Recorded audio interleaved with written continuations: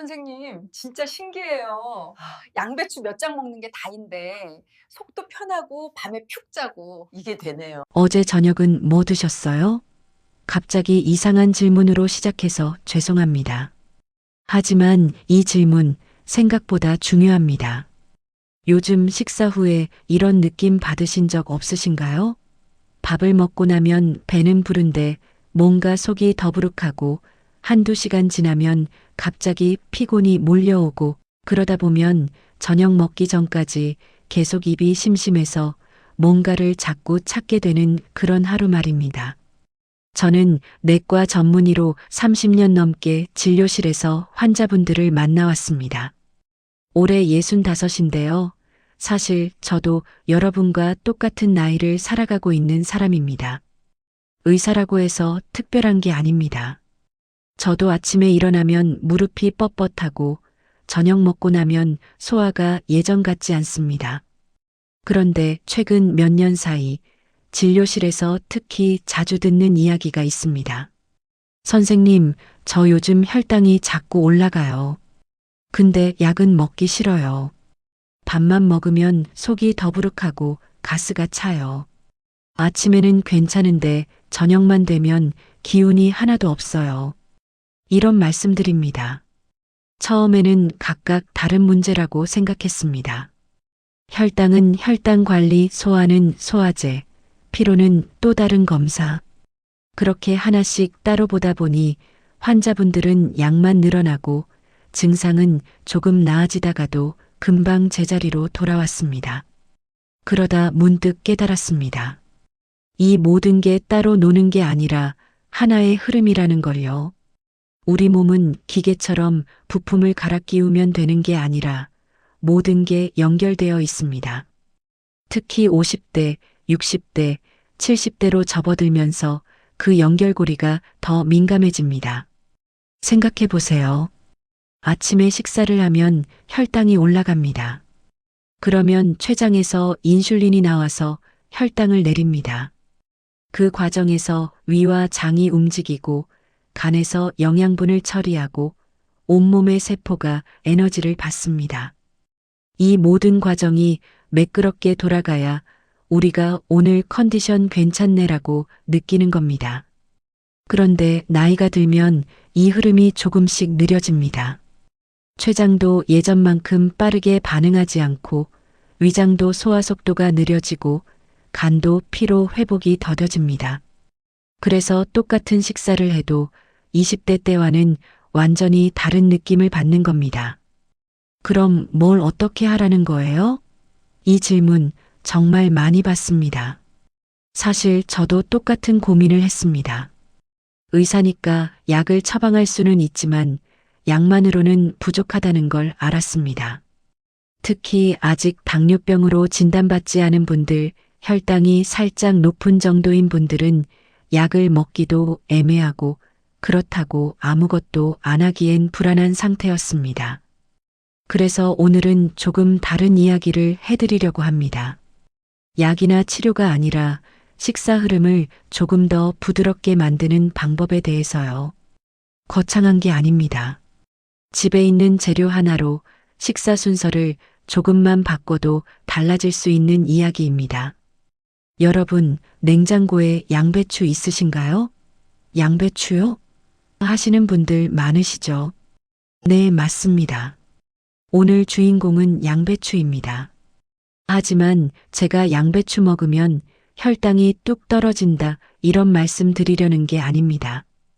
그런 마법은 없습니다.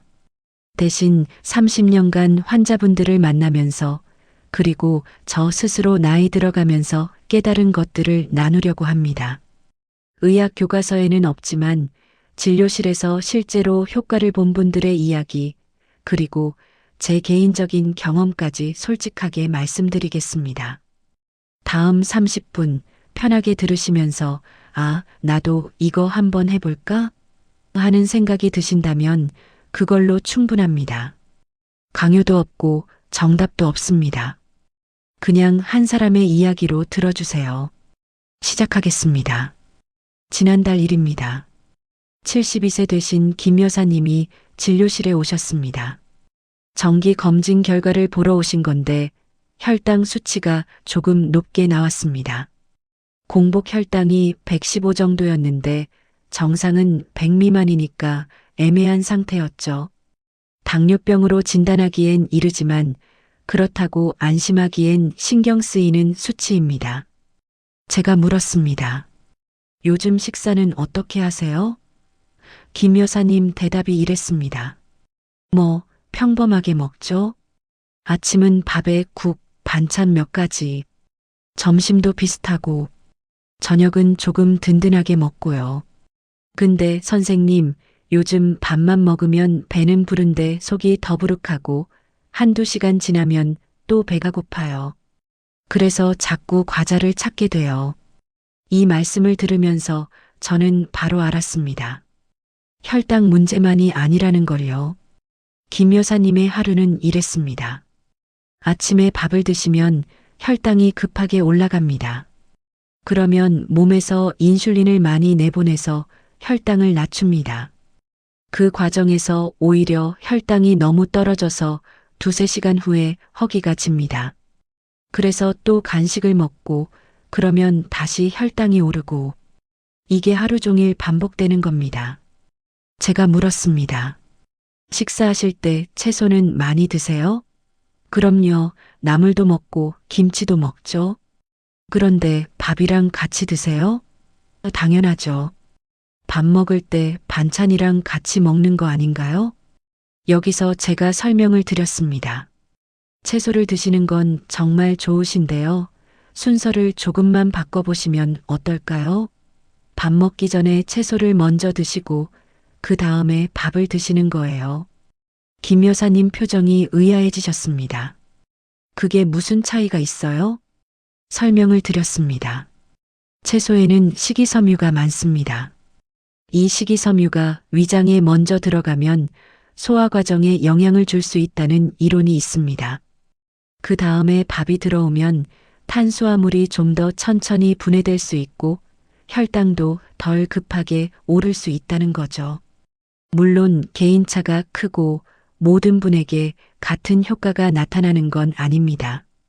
김 여사님이 물으셨습니다. 그럼 어떤 채소를 먹어야 해요? 제가 대답했습니다. 특별한 건 없어요. 그냥 집에서 드시는 채소면 됩니다. 다만 생으로 먹을 수 있는 게 편하긴 해요. 양배추, 양상추, 오이, 당근.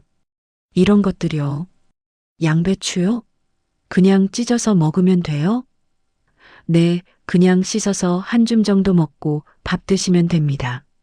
거창한 거 아니에요. 한번 시도해 보시고 본인한테 맞는지 확인해 보세요. 한 달 후, 김 여사님이 다시 오셨습니다. 표정이 밝으셨어요. 선생님, 신기하게 속이 좀 편해진 것 같아요. 배도 덜 부르고 간식도 덜 찾게 돼요. 그냥 양배추 몇 장 먹고 밥 먹는 게 다인데 이렇게 다를 줄 몰랐어요. 혈당을 재봤더니 공복 혈당이 108로 측정됐습니다. 이전보다 조금 낮아진 수치였죠.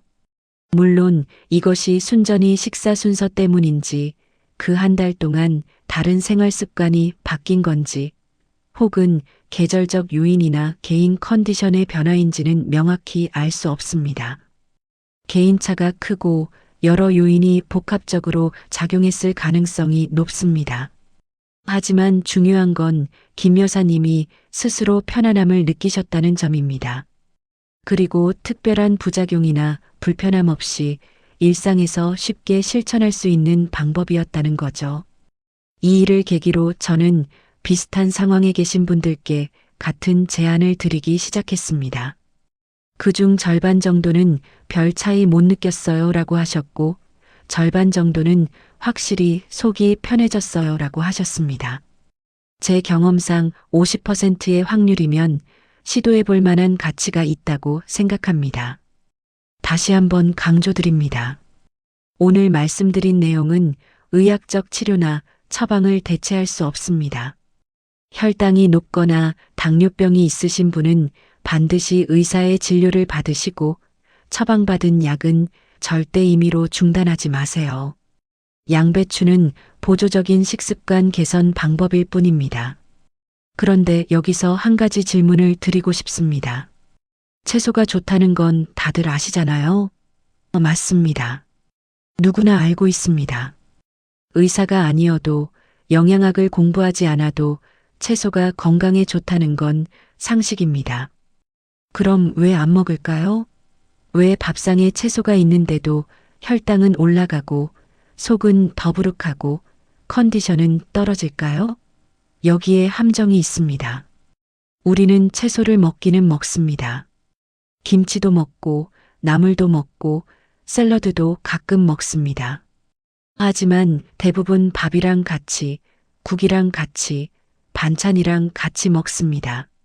한 숟가락 밥, 한 입 김치, 한 숟가락 국, 이렇게 섞어서 먹습니다. 그러면 위장 입장에서는 어떨까요? 모든 게 한꺼번에 들어옵니다. 밥의 탄수화물, 김치의 섬유질, 국의 수분, 반찬의 단백질.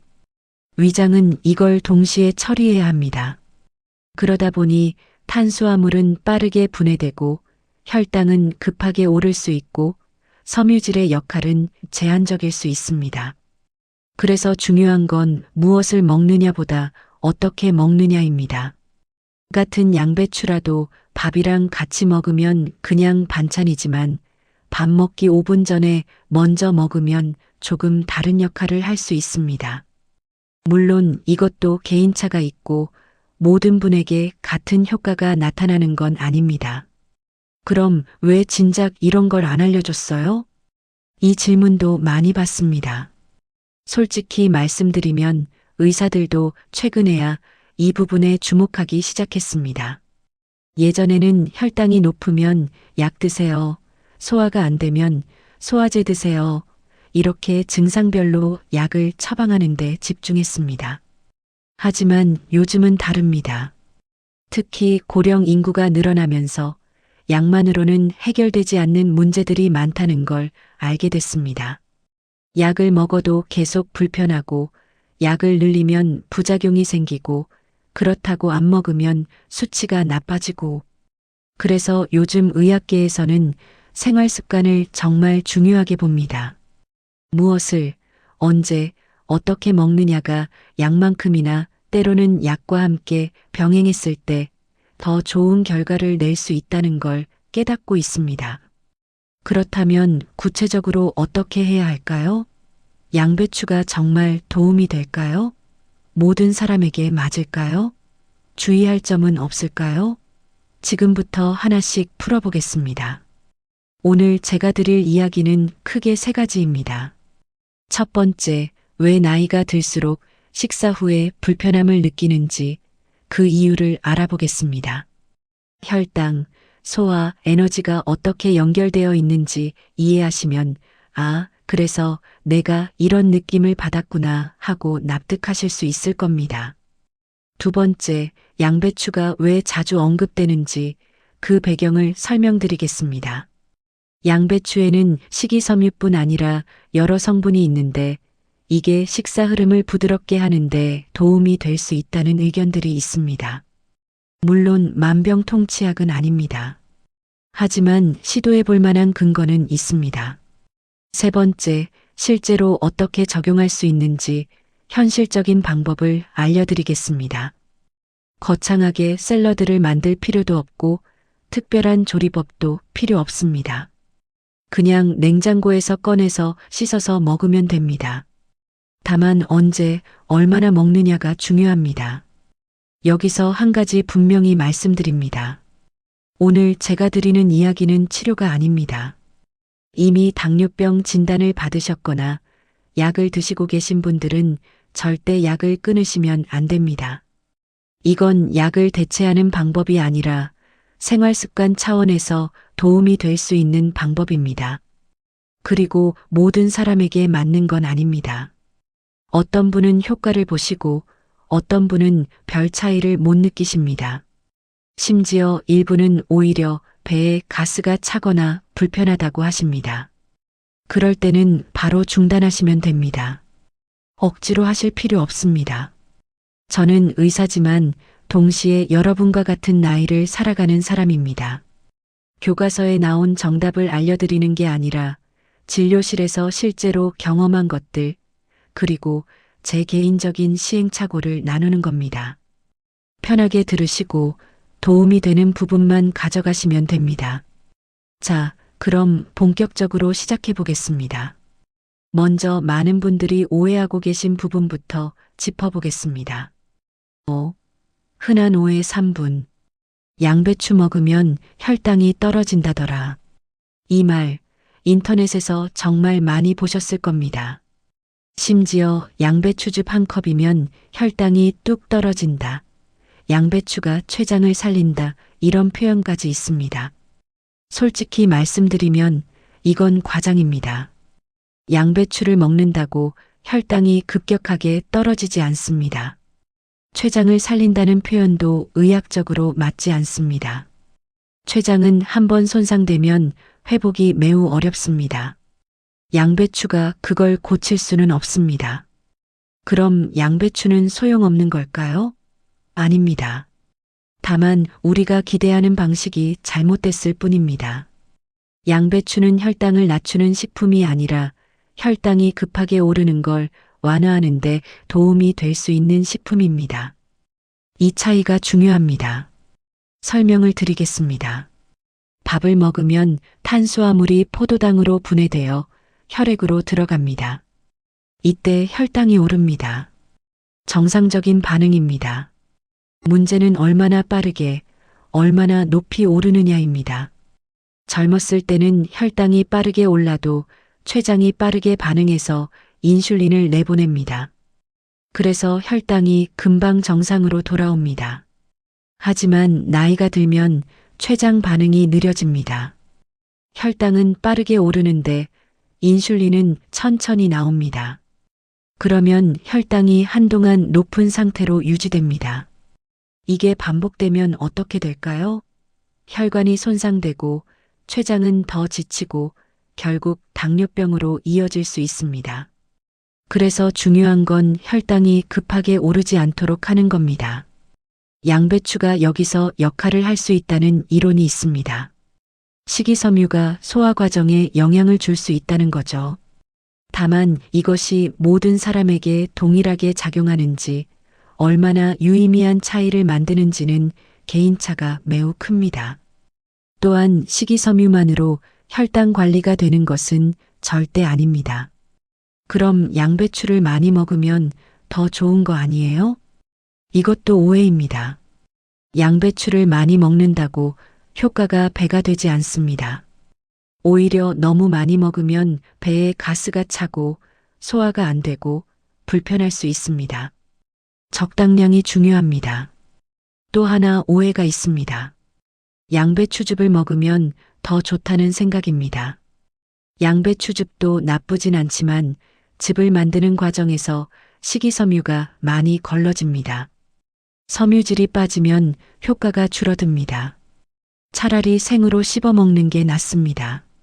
그럼 양배추 대신 다른 채소도 되나요? 됩니다. 양배추만 특별한 게 아닙니다. 양상추, 오이, 당근, 브로콜리. 식이섬유가 많은 채소라면 비슷한 역할을 할 수 있습니다. 다만 양배추가 자주 언급되는 이유는 구하기 쉽고 값이 저렴하고 생으로 먹기 편하기 때문입니다. 정리하겠습니다. 양배추는 마법의 식품이 아닙니다. 혈당을 확 떨어뜨리지도 않고 췌장을 살리지도 않습니다. 하지만 식사 흐름을 조금 더 부드럽게 만드는데 도움이 될 수 있습니다. 그 정도로 이해하시면 됩니다. 그럼 양배추에는 구체적으로 무엇이 들어 있을까요? 왜 하필 양배추가 자주 언급될까요? 의학적인 배경을 조금 설명드리겠습니다. 어렵지 않게 풀어드릴게요. 첫 번째, 식이섬유입니다. 양배추 백지에는 약 23지의 식이섬유가 들어 있습니다. 이 섬유질은 물을 만나면 부풀어 오르는 성질이 있습니다. 위장에서 음식물과 섞이면서 소화 속도에 영향을 줄 수 있다는 이론들이 있습니다. 다만 이것이 모든 사람에게 동일하게 작용하는지, 얼마나 유의미한 차이를 만드는지는 개인차가 매우 큽니다. 두 번째, 비타민 U입니다. 정확한 명칭은 S-메틸메티오닌인데 흔히 비타민 U라고 부릅니다. 일부에서 위 건강과 관련된 연구가 있다고 알려져 있으나 이것이 위염이나 위궤양을 치료하거나 예방한다는 의학적 근거는 불충분합니다. 위장 질환이 있으시다면 반드시 전문의 진료를 받으셔야 합니다. 세 번째, 비타민 C입니다. 양배추에는 생각보다 비타민 C가 많습니다. 백지의 약 40mg 정도인데 이는 레몬과 비슷한 수준입니다. 비타민 C는 항산화 작용을 하고 면역력 유지에 도움이 됩니다. 특히 나이가 들수록 항산화 성분이 중요한데 양배추가 그 역할을 할 수 있습니다. 네 번째, 칼륨입니다. 양배추에는 칼륨이 풍부합니다. 칼륨은 나트륨 배출을 돕고 혈압 관리에 도움이 될 수 있습니다.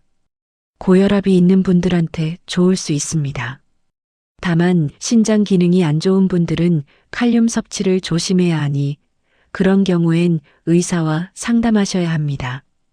그럼 양배추가 정말 좋은 거네요? 영양학적으로는 좋은 채소입니다. 하지만 어떻게 먹느냐가 더 중요합니다. 양배추를 밥이랑 같이 먹으면 그냥 반찬입니다. 영양소는 섭취하지만 식사 흐름을 조절하는 효과는 제한적일 수 있습니다. 하지만 밥 먹기 전에 먼저 먹으면 조금 달라질 수 있습니다. 일부 연구에서 식사 전에 채소를 먼저 먹는 것이 식후 혈당 상승을 완화하는 데 도움이 될 수 있다는 결과가 있습니다. 다만 이는 평균적인 경향이며 개인차가 매우 큽니다. 모든 사람에게 같은 결과가 나타나는 것은 아닙니다. 물론 이런 연구들도 대부분 소규모이거나 특정 조건에서 진행된 것들입니다. 그래서 이걸 일반화해서 누구나 효과를 본다고 말할 수는 없습니다. 어떤 분은 효과가 더 크고 어떤 분은 별 차이가 없습니다. 체질, 나이, 기존 건강 상태에 따라 다릅니다. 제 경험을 말씀드리겠습니다. 저도 50대 후반부터 식후 혈당이 조금씩 올라가기 시작했습니다.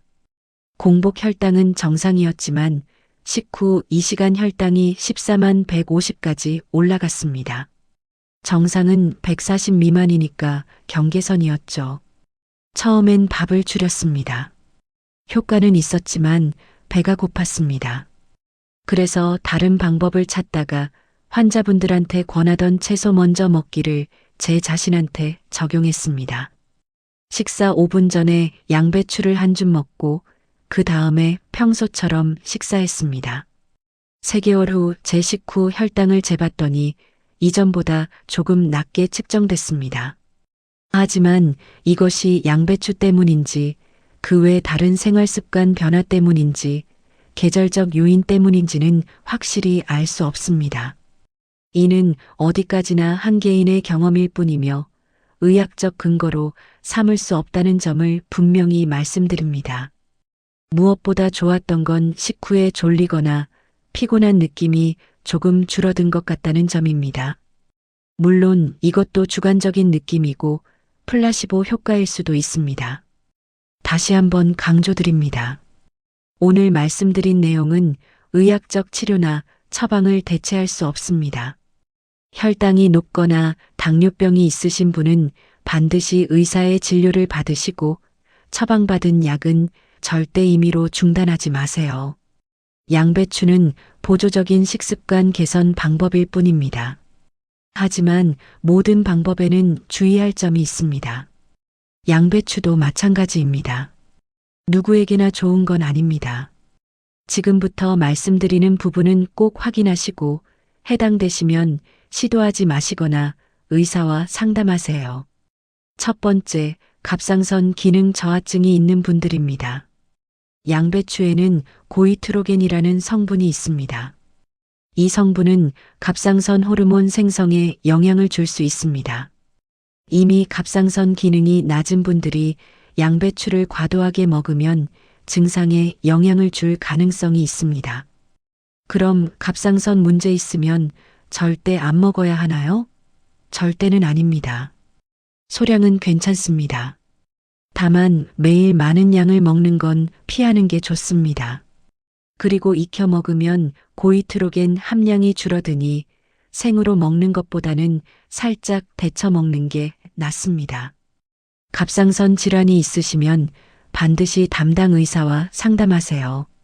두 번째, 과민성 대장 증후군이 있는 분들입니다. 양배추는 식이섬유가 많기 때문에 장을 자극할 수 있습니다. 평소에 배에 가스가 잘 차거나 복통이 자주 있거나 설사와 변비를 반복하는 분들은 양배추를 많이 먹으면 증상이 악화될 수 있습니다. 제 환자 중에도 그런 분이 계셨습니다. 혈당 관리를 위해 양배추를 먹기 시작했는데 며칠 후에 배가 너무 아프다고 오셨습니다. 알고 보니 과민성 대장 증후군이 있는 분이었는데 양배추의 식이섬유가 장을 자극한 겁니다. 그런 경우엔 양배추보다는 오이나 당근처럼 자극이 덜한 채소를 권합니다. 세 번째, 혈액응고 장애가 있거나 와파린 같은 항응고제를 복용하는 분들입니다. 양배추에는 비타민 K가 많습니다. 비타민 K는 혈액응고를 돕는데 항응고제와 반대작용을 합니다. 그래서 항응고제를 드시는 분들이 갑자기 양배추를 많이 먹으면 약 효과에 영향을 줄 수 있습니다. 그럼 먹으면 안 되나요? 소량은 괜찮을 수 있습니다. 다만 양을 일정하게 유지하는 게 중요합니다. 어느 날은 많이 먹고 어느 날은 안 먹고 이렇게 들쭉날쭉하면 혈액응고 수치가 불안정해질 수 있습니다. 항응고제를 드신다면 반드시 의사와 상담 후에 시도하세요. 네 번째, 신장 기능이 안 좋은 분들입니다. 양배추에는 칼륨이 많습니다. 정상적인 신장은 칼륨을 잘 배출하지만 신장 기능이 떨어지면 칼륨이 체내에 쌓입니다. 칼륨이 너무 높아지면 심장에 문제가 생길 수 있습니다. 신장 질환이 있는 분들은 칼륨 섭취를 제한해야 하는 경우가 많습니다. 그런 경우엔 양배추보다는 칼륨이 적은 채소를 선택하는 게 좋습니다. 반드시 의사와 상담하세요. 다섯 번째, 알레르기입니다. 드물지만 양배추에 알레르기가 있는 분들도 있습니다. 먹고 나서 입이 붓거나 두드러기가 나거나 호흡이 힘들면 바로 중단하고 병원에 가세요. 마지막으로 너무 많이 먹지 마세요. 양배추가 아무리 좋아도 과하면 독입니다. 하루에 한두 줌 정도면 충분합니다. 그 이상 먹으면 배에 가스가 차고 소화가 안 되고 오히려 불편할 수 있습니다. 정리하겠습니다. 양배추는 대부분의 사람에게 안전하지만 갑상선장 신장혈액 문제가 있는 분들은 주의하셔야 합니다. 궁금하시면 의사와 상담하는 게 가장 안전합니다. 자, 그럼 실제로 어떻게 하면 될까요? 거창하게 샐러드를 만들 필요도 없고 특별한 조리법도 필요 없습니다. 정말 간단합니다. 지금부터 제가 환자분들께 권하는 방법을 그대로 알려드리겠습니다. 준비물 양배추, 물, 접시. 끝입니다. 1단계 양배추 준비하기. 냉장고에서 양배추를 꺼냅니다. 겉잎은 벗기고 안쪽 잎을 23장 떼어냅니다. 흐르는 물에 깨끗이 씻습니다. 물기를 털고 손으로 적당한 크기로 찢습니다. 칼로 썰어도 되지만 손으로 찢으면 섬유질이 더 잘 유지됩니다. 양은 얼마나? 손바닥 하나 정도면 됩니다. 너무 많이 먹을 필요 없습니다. 처음 하시는 분들은 한 줌부터 시작하세요. 익숙해지면 조금씩 늘려도 됩니다. 2단계 언제 먹을까? 식사 510분 전에 먹습니다. 이게 중요합니다. 밥 먹으면서 같이 먹으면 효과가 제한적일 수 있습니다. 양배추를 먼저 먹고 물 한 잔 마시고 5분 정도 기다렸다가 식사하세요. 왜 5분을 기다려야 할까요? 양배추의 식이섬유가 위장에서 부풀어 오르는데 시간이 필요하기 때문입니다. 바로 밥을 먹으면 섬유질이 충분히 퍼지기 전에 탄수화물이 들어와서 효과가 줄어들 수 있습니다. 3단계 어떻게 먹을까? 그냥 생으로 씹어 먹으면 됩니다. 드레싱이나 소금을 뿌려도 되지만 가능하면 아무것도 안 넣는 게 좋습니다. 드레싱에는 설탕이나 기름이 들어 있어서 오히려 혈당을 올릴 수 있습니다. 맛이 없는데요? 맞습니다. 양배추 생으로 먹으면 맛없습니다. 하지만 이건 약이 아니라 습관입니다. 맛을 즐기려고 먹는 게 아니라 몸을 위해 먹는 겁니다. 며칠 하다 보면 익숙해집니다. 어떻게 해도 맛이 없다면 약간의 레몬즙을 뿌리거나 발사믹 식초를 조금 뿌려도 됩니다. 하지만 설탕이나 꿀은 피하세요. 혈당을 올립니다. 4단계 얼마나 자주? 몇 끼 할 필요는 없습니다. 하루 한 끼, 특히 저녁 식사 전에 하는 게 좋습니다.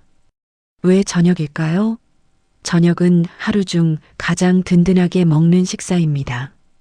탄수화물도 많이 먹고 식후의 활동량도 적어서 혈당이 가장 많이 오를 수 있습니다. 그래서 저녁 전에 양배추를 먹으면 조금 더 도움이 될 수 있습니다. 아침이나 점심에도 해도 되지만 아침은 시간이 없고 점심은 밖에서 먹는 경우가 많으니 현실적으로 어렵습니다. 그래서 집에서 먹는 저녁에 하는 걸 권합니다. 5단계 얼마나 계속해야 할까? 최소 2주는 해보세요. 첫 며칠은 별 차이를 못 느낄 수 있습니다. 하지만 일주일, 2주 정도 지나면 확실히 속이 편안해하는 느낌이 올 수도 있습니다. 물론 개인차가 있습니다. 2주 해봤는데도 아무 차이가 없다면 중단하셔도 됩니다. 억지로 할 필요 없습니다. 반대로 효과를 느끼셨다면 계속하세요. 평생 해도 해가 되지 않습니다. 단 앞서 말씀드린 주의사항에 해당되지 않는 경우에만요. 추가 팁. 양배추가 없으면 양상추, 오이, 당근으로 대체 가능합니다. 여름에는 차갑게, 겨울에는 실온으로 먹으세요. 양배추를 미리 씻어서 냉장고에 보관해 두면 편합니다. 가족들과 함께하면 더 좋습니다. 혼자 하면 귀찮아서 포기하기 쉽습니다. 이게 전부입니다. 거창한 거 없습니다. 그냥 식사 전에 양배추 한 줌, 그거면 됩니다. 여기까지 들으시고 그래, 나도 한번 해볼까? 하시는 분들도 계실 거고, 이게 정말 효과가 있을까? 의문을 가지시는 분들도 계실 겁니다. 둘 다 정상적인 반응입니다. 솔직히 말씀드리겠습니다. 이 방법은 만능이 아닙니다. 모든 사람에게 맞지도 않고 극적인 효과를 보장하지도 않습니다.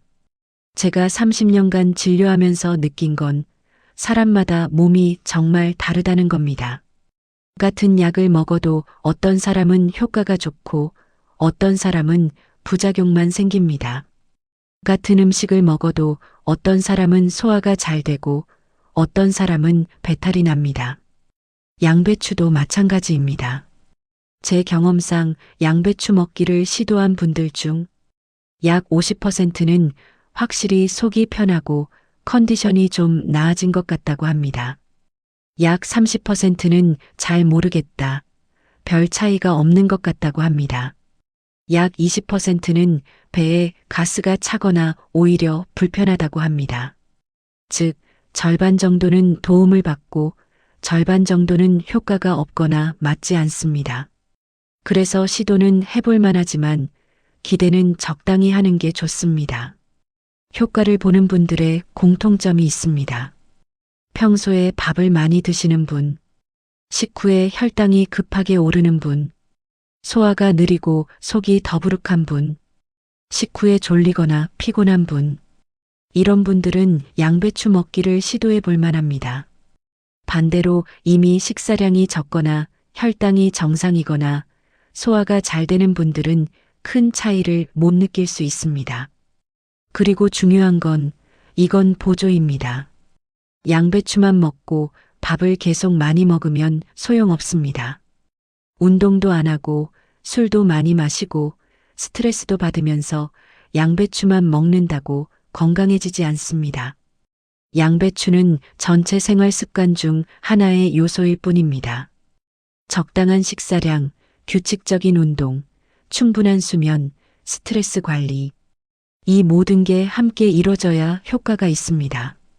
마지막으로 이미 당뇨병이나 다른 질환으로 약을 드시는 분들은 절대 약을 끊으시면 안 됩니다. 양배추는 약을 대체하지 못합니다. 약은 약대로 드시고 양배추는 보조로 하세요. 궁금하시면 담당 의사와 상담하세요. 이 방법이 효과가 있을지 없을지는 사람마다 다릅니다.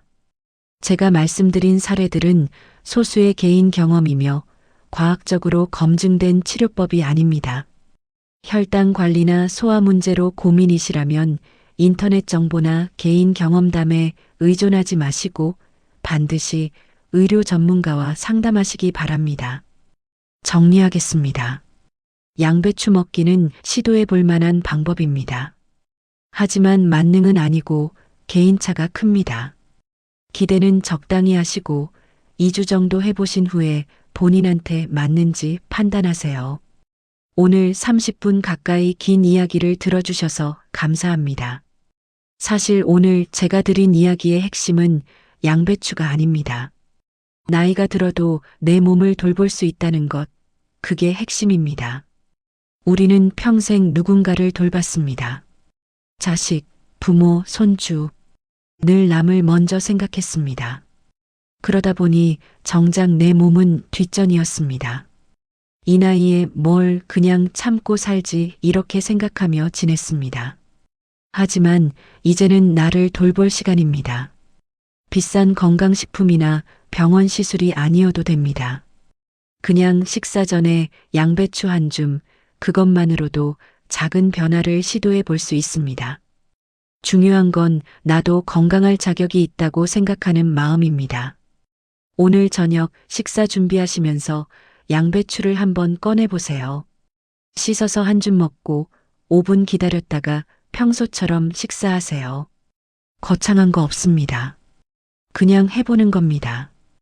효과가 있을 수도 있고 없을 수도 있습니다. 그건 해봐야 압니다. 하지만 적어도 나도 내 몸을 돌봤다는 만족감은 느끼실 겁니다. 그 작은 만족감이 쌓이면 건강도 따라올 수 있습니다. 다만 다시 한번 말씀드립니다. 오늘 이야기는 의학적 조언이 아닙니다. 건강에 문제가 있으시거나 약을 드시고 계시거나 특정 질환이 있으시다면 반드시 의사와 상담하시기 바랍니다. 양배추는 치료가 아닌 생활 습관의 작은 변화일 뿐입니다. 다음에 또 다른 이야기로 찾아뵙겠습니다. 건강하시고 오늘 하루도 편안하게 보내세요. 감사합니다.